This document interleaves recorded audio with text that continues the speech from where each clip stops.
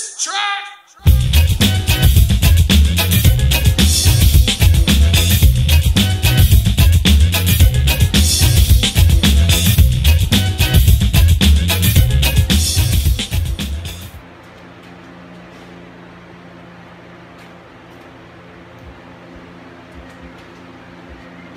Okay, for the people who haven't ever done this, resin, fiberglass, matting, all this cool stuff that we use in sailboats. If you experienced people, you can skip ahead.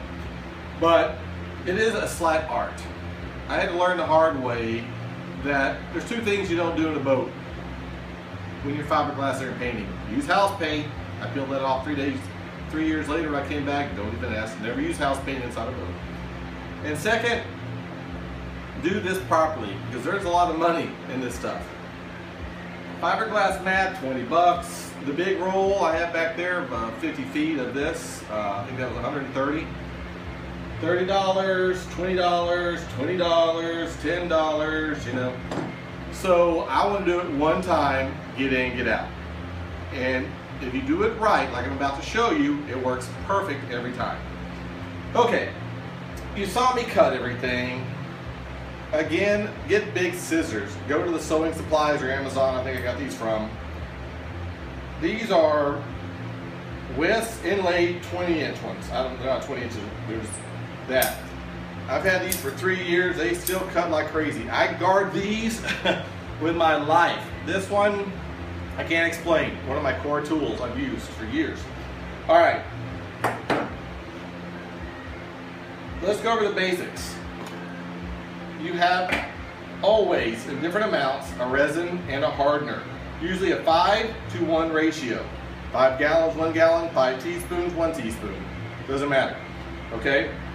Secondly, on hardeners, you have fast and you have regular. I usually use fast because I work in slow batches. Now, this is especially used up north because it's so cold. But I do a lot of work, and so when I do fiberglass, I don't want to wait 2 days for it to cure. So as a rule, I use fast hardener. You will use all sorts of bondings to smooth out edges and other arts. I'm going to teach you today basically about what's called a high density adhesive filler. When you want to get this a little more sanded look, this stuff is like talcum powder. See that? Powdered sugar almost. Be careful when you mix, because too much, it actually speeds up the catalyzation of the resins. So as soon as you apply it and mix it just for like 30 seconds, we'll do this in an advanced video. You put it on here and spray it. Now, two types of matting. Chop strand mat, as you see, is all over the place, but for strength. And then you have just regular biaxial, as you see, more for finishing. If I wanted this to look pretty, strength, and then I'd put this on for pretty, and then I would fair with this to give it a nicer look, sandable. And then they even have a higher grade of fine that you can make this a perfectly painted surface, just like a refrigerator or something. In this case, I just want strength and water resistance. Now, once you've done it, acetone. Acetone is noted here, thins and cleans fiberglass resins. This is the only stuff that'll get it off your hands. Anybody that's done that knows, keep this close.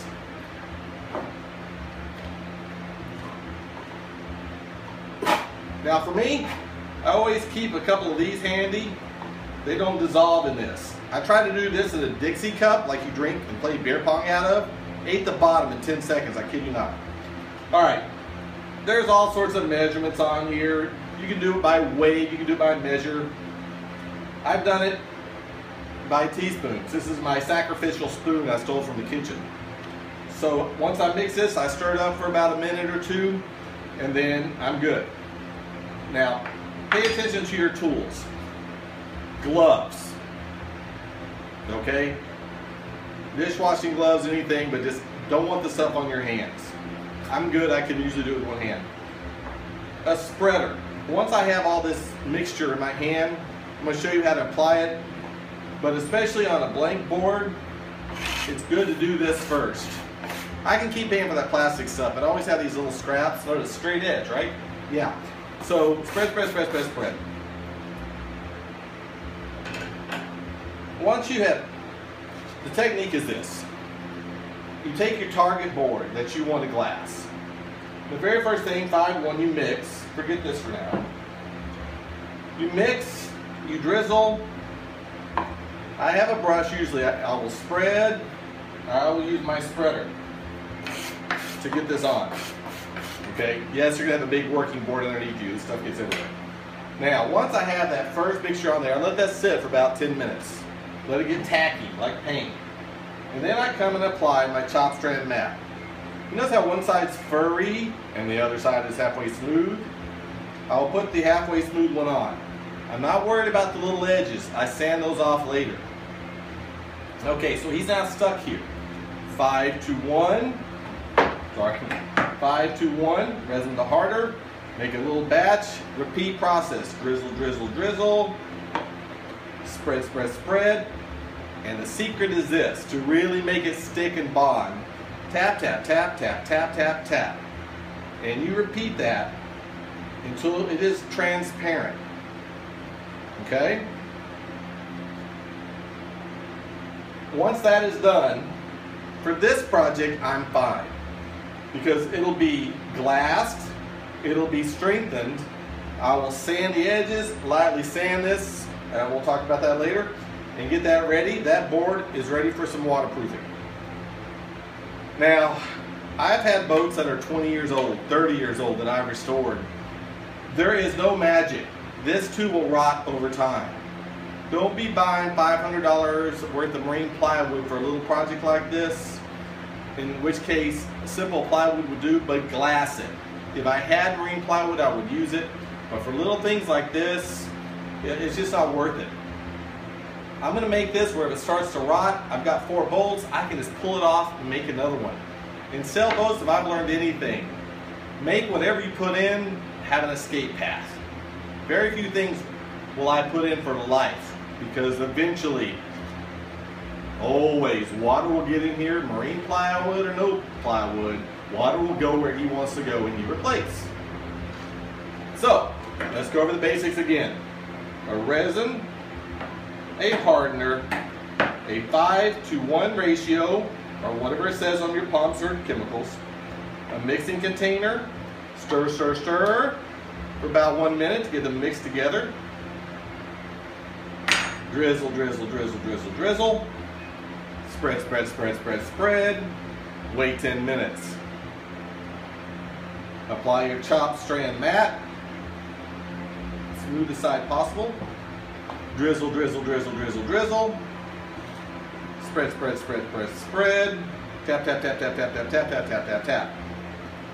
And then you let set overnight, a good 8 hours at least. Now once you've got this and you're ready, if you want to go to a second layer and smooth it out a little better, you have to rinse this with water. There's what's called an aniline blush. It's a chemical compound as a result. And if you don't wash this off with water after it's hardened and you're ready to put another layer of fiberglass on, it won't stick as good. Now, let's go over what a lot of people do. Drizzle, slap it on, roll, roll, roll. Turn back around, another layer.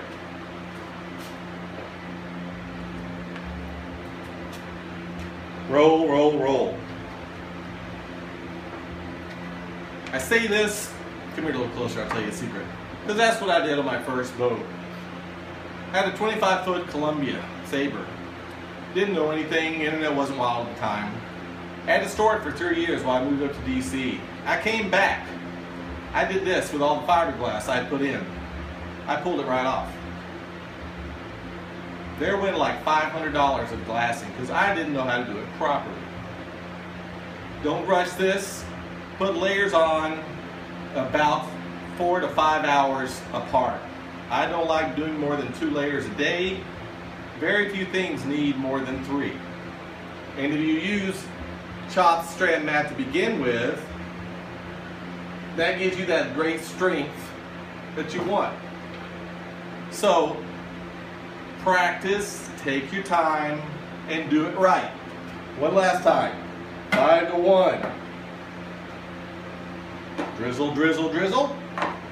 Wait 10 minutes. 5 to 1. Drizzle, drizzle, drizzle.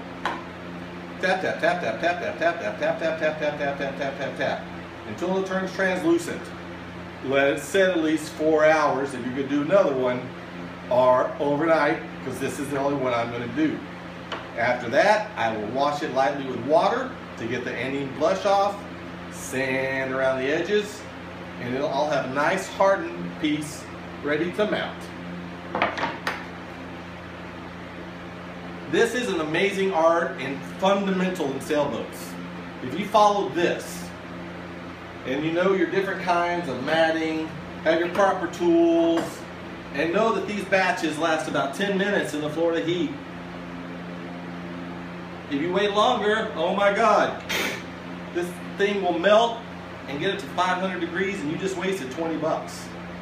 So, small batches, techniques, proper tools, you'll get it right every time, and clean up with nice acetone. Now, I will resin these. I'll let them sit overnight. I will sand them down, and I feel pretty good about that. I'm going to drill some holes and mist them out on the wall. Those I will sand out ready to go, and hopefully they'll fit right in. I like doing this, all jokes aside, because this is what gives me strength. I feel good about it. I pulled too much crap out of boats where people didn't use marine plywood, didn't fiberglass. Any wood I put in a boat, the bare minimum, I glass with this resin both sides to keep that initial water out, especially your edges, because that's where the water usually gets in. I'll catch you on the flip side as I'm doing all this and having some fun.